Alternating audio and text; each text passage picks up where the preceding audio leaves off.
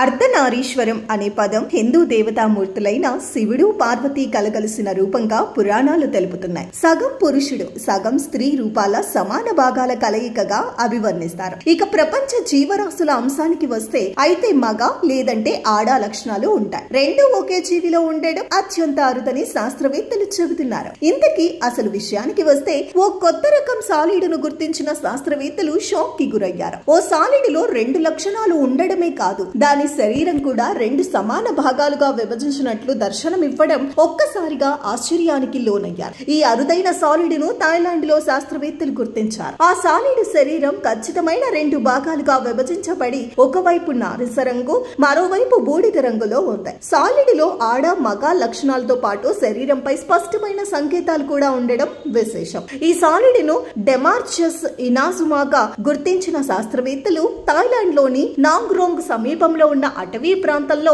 వేటగాళ్ల కోసం తవ్వుతూ ఉన్నప్పుడు దీనిని గుర్తించినట్లు తెలిపారు. ఇలా ఒకే జీవిలో మగ మరియు ఆడ కణజాలాలు లక్షణాలు ఉండడాన్ని సాంకేతిక పరిభాషలో గ్రైనండ్రోమోర్ఫిజం అంటారని శాస్త్రవేత్తలు చెబుతున్నారు. ఇక ఈ కొత్త రకం సాలీడ్ కు సంబంధించిన అధ్యయనాన్ని జుటాక్సా అనే పత్రిక ప్రచురించింది. ఈ కథనం ప్రకారం సాలీడు శరీరం సమరూపంగా విభజించబడిందని స్పష్టం చేసింది. ఎడమవైపు ఆడ లక్షణాలు, కుడివైపు మగ లక్షణాలు ఉన్నాయని వెల్లడించింది. ఆడ లక్షణాల్లో పెద్ద కోరలతో పాటు శరీర భాగం నారింజ రంగులో ఉంటుందని పేర్కొంది. మగ లక్షణాల్లో చిన్న పరిమాణం, శరీర భాగం బూడిద తెలుపు వర్ణంలో ఉందని వివరించింది.